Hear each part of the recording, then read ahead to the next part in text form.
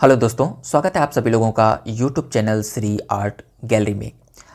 दोस्तों, आज की इस टॉपिक में उत्तर प्रदेश टीजीटी पीजीटी कला शिक्षक के ऊपर जो आप लोगों के तमाम क्यूरीज थे और जो आप लोगों को न्यूज़ के माध्यम से जिन लोगों ने आप लोगों को गलत इन्फॉर्मेशन दिया है और जो लोग आप लोगों के अंदर र्यूमर पैदा कर रहे हैं और आप लोग तमाम डरे हुए हैं और अपनी शिक्षा से, अपनी स्टडी से काफ़ी दूर निराशा प्रकट कर रहे हैं, तो आप लोग डरिए नहीं। और जो लोग भी ये गलत इन्फॉर्मेशन दे रहे हैं उनसे मुझे हाथ जोड़कर इन्फॉर्मेशन देना है कि प्लीज़ आप किसी भी नॉलेज को सत्यता के साथ दिखाइए और उनको सही गाइडेंस प्रोवाइड करिए। चाहे आज जो भी बीएफए के कैंडिडेट मेरे इस वीडियो को देख रहे हैं, चाहे बीए पेंटिंग के कैंडिडेट मेरी वीडियो को देख रहे हैं, या चाहे टेक्निकल आर्ट के जो भी कैंडिडेट हैं, अगर जो लोग भी आज वीडियो को वॉच कर रहे हैं, प्लीज़ ज़रा ध्यान से देखने की कोशिश करिएगा। मैं इन्फॉर्मेशन जो नियमावली 2023 शिक्षा सेवा चयन आयोग के द्वारा जारी हो चुका है, वो लोग भी आप लोग वॉच कर चुके होंगे। और एक जो इन्फॉर्मेशन जो आप लोग मेरे पास भेज दे रहे हैं उनका भी मैं हवाला आप लोगों को देने की कोशिश करूंगा। तो पहले जिससे आप लोग डरे हुए हैं, जिस न्यूज़ से जो मेरे पास क्यूरीज आ रही है, उसको मैं आप लोगों को दिखाने की कोशिश करूंगा। देखिए, आप लोगों की स्क्रीन पर एक न्यूज़ जो वायरल हो रही है उसके बारे में तमाम कैंडिडेटों ने मेरे से सवाल किया।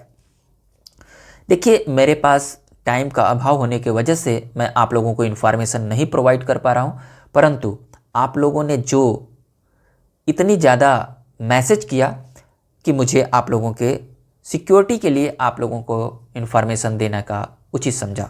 देखिए, ये जो इन्फॉर्मेशन है, ये जो न्यूज़ है, ये हिंदुस्तान न्यूज़ पेपर का आज से 1 या 2 दिन पहले का न्यूज़ है। मुझे नहीं मालूम, मेरे पास कटिंग भेजी गई है। इसको लेकर मैं आप लोगों को कुछ समझाने की कोशिश कर रहा हूँ। इस न्यूज़ में जो इन्फॉर्मेशन दिया जा रहा है कि नया आयोग 102 साल पुराने नियम से ही शिक्षक भर्ती करेगा। और वो नियम क्या है, तो आप लोग देख रहे हैं यहाँ पर दिया गया है 1921 एक्ट में संशोधन नहीं हुआ।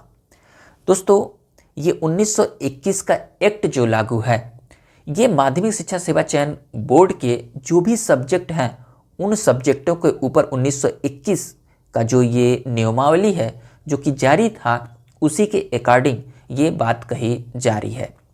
इसमें जो प्रावधान किया गया है, आज जो आप लोग यहाँ पर हाईलाइटेड करने की कोशिश कर रहा हूँ, आज जो आप लोग देख रहे हैं कि उत्तर प्रदेश शिक्षा सेवा चयन आयोग अधिनियम 2023 ये नियमावली बनकर जारी हो चुकी और राज्यपाल महोदय के द्वारा पूरी तरह से जारी कर दिया गया। अब ये एक आधिकारिक भूमि पर आ चुकी है और इसी के अकॉर्डिंग जो आयोग है वो कार्य करेगा। इसमें जो आप लोग विवाद पैदा कर रहे हैं, जो इन्फॉर्मेशन न्यूज़ चैनलों के माध्यम से जो यूट्यूबर लोग हैं वो जो पैदा कर रहे हैं, तो वो लोग किस लिए कर रहे हैं ये तो मुझे नहीं मालूम, बट आप लोगों को न्यूज़ के माध्यम से कुछ इन्फॉर्मेशन दूंगा जिससे आप लोग सटीक अपनी स्टडी को जारी रखेंगे। यहाँ पर देख लीजिए, साफ शब्दों में लिखा गया है कि बुधवार को जारी नियमावली में सहायता प्राप्त माध्यमिक विद्यालयों में जो प्रशिक्षित स्नातक जो टीजीटी और प्रवक्ता पीजीटी में भर्ती का जो आधार है वो इंटरमीडिएट अधिनियम 1921 है ही माना गया है, जो अपडेट नहीं है। दोस्तों, ये अपडेट नहीं है, अर्थात अधिनियम में जो बात कही गई है वो हर एक बोर्ड को, हर चाहे वो माध्यमिक स्तर पर हो चाहे उच्च माध्यमिक स्तर पर हो, उनको रिक्वायरमेंट करने का दायित्व है। और उस नियम में जो प्रावधान किया गया है वो 1921 के ही अकॉर्डिंग जो 2022 की वैकेंसी है वो आयोजित होगी। इसमें किसी प्रकार की कोई दिक्कत नहीं है, आप लोग डरिए नहीं और आप लोग अपनी तैयारी को कंटिन्यू जारी रखिए। यहाँ पर नीचे जो सबसे बड़ी बात कही जा रही है जिससे आप लोग डर करें कि 1921 के एक्ट में अर्हता को लेकर तमाम विसंगतियां हैं। इनमें संशोधन के लिए 5 साल पहले यूपी बोर्ड की ओर से शासन को प्रस्ताव भेजा गया था जो आज तक मंजूर नहीं हो सका है। सबसे विवादित प्रावधान यहाँ पर देखिए, सबसे विवादित प्रावधान जो है वो आप लोग कह रहे हैं कला शिक्षकों की अर्हता को लेकर है। यहाँ पर विवाद क्यों है, यहाँ पर ध्यान दीजिए। लिखा गया है कि 1921 एक्ट में टीजीटी कला विषय की भर्ती के लिए लाहौर मेव स्कूल ऑफ आर्ट की टीचर सीनियर सर्टिफिकेट की परीक्षा मान्य थी जो अब तक नियमावली में चली आ रही है। दोस्तों, आप लोगों ने यहाँ तक समझने की कोशिश किया। आगे जो बात को मैं समझाने की कोशिश कर रहा हूँ वो समझने की कोशिश करिएगा, चाहे बीएफए के कैंडिडेट हों चाहे टेक्निकल आर्ट के कैंडिडेट हों। यहाँ पर ध्यान दीजिएगा, यहाँ पर लिखा गया है कि इस भर्ती के लिए बीएफए और एमएफए जैसी उच्च शिक्षा ग्रहण करने वाले अभ्यर्थियों को बाहर रखा गया है। दोस्तों, ये जो सेंटेंस लिखा गया है बाहर रखा गया है, ये सरासर गलत है। आगे मैं बताऊंगा कि क्यों गलत है। इसे लेकर पिछली भर्तियों में काफ़ी विवाद हुआ है और बेरोजगारों ने हाई कोर्ट में दर्जनों याचिका भी की है। इसको भी मैं समझाने की कोशिश करूंगा कि बेरोजगारों ने हाई कोर्ट में जो दर्जनों याचिका की थी उसका हाई कोर्ट ने क्या हवाला दिया। लेकिन यहाँ पर देखिए, नियमावली में संशोधन नहीं हो सका, नियमावली में संशोधन नहीं हो सका। इसके अलावा यहीं पे देखिए, एक सब्जेक्ट तो ये आप लोग विवाद में लेकर चलते हो, दूसरा सब्जेक्ट देखिए, इसके अलावा हाई स्कूल स्तर पर जीव विज्ञान विषय अलग से नहीं पढ़ाया जाता, लेकिन जीव विज्ञान शिक्षकों की भर्ती से होती है। दोस्तों, यहाँ पर जो माध्यमिक स्तर पर जो नियुक्ति होती है, इनकी जो एजुकेशन की जो पॉलिसी है वो 1921 के अकॉर्डिंग चलती है और इसमें जो हर एक सब्जेक्ट का एक रूल है और इस रूल में जो संशोधन की बात की जा रही है उसको सिर्फ एक मुद्दा बनाया जाता है मेयो स्कूल ऑफ आर्ट की सर्टिफिकेट को लेकर। और ये जो पॉइंट मैंने आप लोगों को कहा कि ये बाहर रखा गया है, तो ये बाहर किसी को नहीं रखा जाता। यहां पर समझने की कोशिश करिएगा कि उत्तर प्रदेश में 2 तरह के कॉलेज स्थापित हैं। एक है राजकीय इंटर कॉलेज और एक है माध्यमिक इंटर कॉलेज।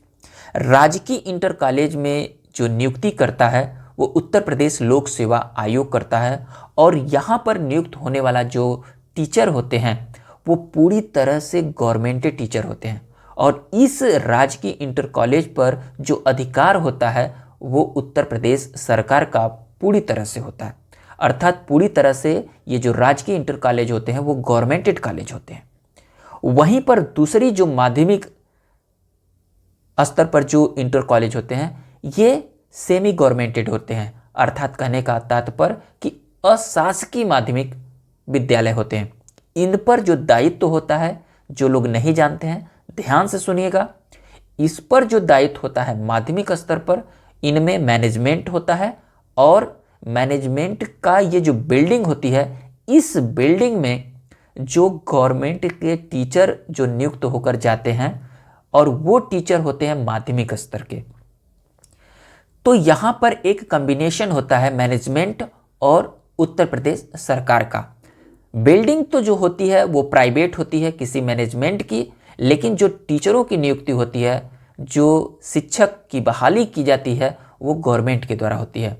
तो यहाँ पर जो नियम लागू होता है ये अर्ध सरकारी का होता है, ये पूरी तरह से गवर्नमेंटेड दायित्व नहीं होता है। और आज जो देखिए रूल 18 हुआ, 21 हुआ, इसके विवाद भी होते हैं और आज जो विवाद हो रहे हैं ये भी हो रहा है कि आज जो इस विद्यालय में जो सिक्योरिटी है टीचरों को लेकर वो थोड़ा सा थिसिल होती जा रही है। और यहाँ पर देखिए अब विवाद क्या होगा, जो आप लोग कह रहे हैं कि बाहर रखा गया है, तो मैं आप लोगों को जितने भी बीएफए के कैंडिडेट हैं, टेक्निकल आर्ट के कैंडिडेट हैं और जो भी कैंडिडेट हैं, ध्यान से समझने की कोशिश करिएगा। मैं खुद यहाँ पर आप लोगों को समझाने की कोशिश करूंगा और किसी के भी दिल को दुखाने की कोशिश नहीं करूंगा। जो एथेंटिक इन्फॉर्मेशन है वही मैं आप लोगों को देने की कोशिश करूंगा। मैं खुद इस सब्जेक्ट का एक टीचर होने के नाते मैं आप लोगों को सही गाइडेंस प्रोवाइड करता हूं। आप लोगों ने देखा, और जो भी लोग नहीं जानते हैं उन लोगों को भी मैं बताने की कोशिश करूंगा कि यहाँ पर जो नियुक्ति होती है, यहाँ पर बीएफए के भी कैंडिडेट की नियुक्ति होती है, एमएफए के कैंडिडेट की भी नियुक्ति होती है। लेकिन बीएफए और एमएफए के कैंडिडेट का जो ये सेंटेंस रखा जाता है कि उच्च जैसी शिक्षण ग्रहण करने के बाद भी अभ्यर्थियों को बाहर रखा जाता है, तो उनको बाहर रखा जाता है जो इस माध्यमिक शिक्षा सेवा चयन बोर्ड की जो अर्हता को कंप्लीट नहीं करते हैं। और इनकी अर्हता क्या है, आप लोग ध्यान से सुनिए। डिग्री के साथ, अगर मैं आप लोगों को एग्जाम्पल के माध्यम से समझाने की कोशिश करूंगा, चाहे वो सेंट्रल गवर्नमेंट की वैकेंसी केंद्रीय विद्यालय हो, नवोदय विद्यालय हो, ईएमआरएस हो, डीएसएसबी हो, हर एक बोर्ड का जो आर्ट टीचर का रिक्वायरमेंट है वो अलग अलग है, भिन्न भिन्न है। उसी प्रकार से हर राज्य के हर बोर्ड की जो रिक्वायरमेंट है वो भिन्न भिन्न है।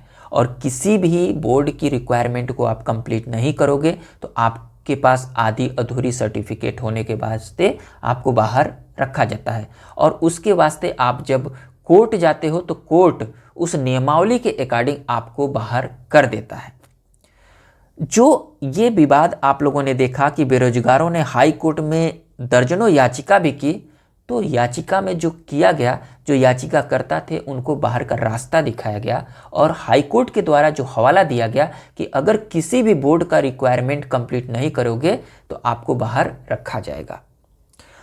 तो यहाँ की जो रिक्वायरमेंट है वो जो है बीएफए और एमएफए की डिग्री के साथ आपके पास उत्तर प्रदेश अर्थात यूपी बोर्ड के द्वारा जो संचालित की जाने वाली 10+2 स्तर पर जो टेक्निकल आर्ट, जिसको हम लोग प्राविधिक कला के सर्टिफिकेट कहते हैं, अगर वो सर्टिफिकेट आपके पास नहीं है बीएफए और एमएफए के कैंडिडेटों को, तभी आपको बाहर कर दिया जाता है, वरना किसी को भी बाहर नहीं किया जाता है। तो ये रही सत्यता, आप सभी लोग जो भी वाकिफ हैं वो जानते हैं। तो ये जो सेंटेंस रखा जाता है कि बाहर रखा जाता है, ये गलत सेंटेंस है, इसके अकॉर्डिंग आप लोग डरिए नहीं। अब रही बात कि आगे क्या होगा, मैं आपको बताने की कोशिश करूंगा कि आगे भी ये प्रक्रिया निरंतर चलती रहेगी। क्यों चलती रहेगी? ये जो 1921 के एक्ट का जो नियम है वो भी पूरी तरह से एथेंटिक है और राज्यपाल के द्वारा एथेंटिक मोहर लगी हुई है और उसकी भी मैं आप लोगों को प्रतियां पूरी तरह से एथेंटिक दिखाने की कोशिश करूंगा। तो आज मैं आप लोगों के एक शॉर्ट में बताने की कोशिश करूंगा। तो ये जो न्यूज़ है, आप इस न्यूज़ से डरिए नहीं। आप लोग 2022 का जो आप लोगों का एग्ज़ाम है वो अब बहुत जल्दी होने वाला है। तो आप लोग अपनी स्टडी को कंटिन्यू जारी रखिए और किसी प्रकार के भय से मुक्त होकर अपनी स्टडी को कंटिन्यू रखिए। आप लोग अगर विचलित होंगे तो एग्ज़ाम को क्वालिफाई नहीं कर पाएंगे।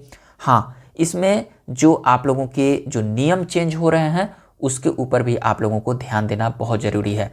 आगे मैं आप लोगों को बताने की कोशिश करूँगा कि किस हिसाब से आप लोगों के अब आप लोगों के पेपर होने वाले हैं, किस किस पार्ट में आप लोगों के चेंजिंग देखने को मिलेंगे, जिस प्रकार से तमाम जो आप लोगों के रिक्वायरमेंट हो रहे हैं उसके अकॉर्डिंग आप लोग याद रखिए। अब आप लोगों के पास नया शिक्षा सेवा चयन आयोग होगा और इनकी जो रिक्वायरमेंट होगी वो एक पिछली वैकेंसी की अपेक्षा अलग होगी। तो आप लोगों को अब अच्छे से मेहनत करना होगा। तो आप लोग ध्यानपूर्वक वॉच करिए और जो भी अगर कोई भी न्यूज़ है मैं आप लोगों को बताने की कोशिश करूंगा। अगर आप लोगों को और भी किसी प्रकार की क्यूरीज है तो आप लोग कमेंट बॉक्स में करिए और इसके ऊपर मैं आप लोगों को एक सेपरेट टॉपिक लेकर आऊँगा जिससे आप लोगों को और भी कुछ नई इन्फॉर्मेशन देने की कोशिश करूँगा। तो आज के टॉपिक में हम लोग यहीं रखेंगे, एक नेक्स्ट टॉपिक में मिलेंगे। अगर आज का इन्फॉर्मेशन अच्छा लगा हो तो आप लोग लाइक करिएगा और अधिक से अधिक दोस्तों में शेयर करिएगा। आज के टॉपिक में बस इतना ही। थैंक यू दोस्तों।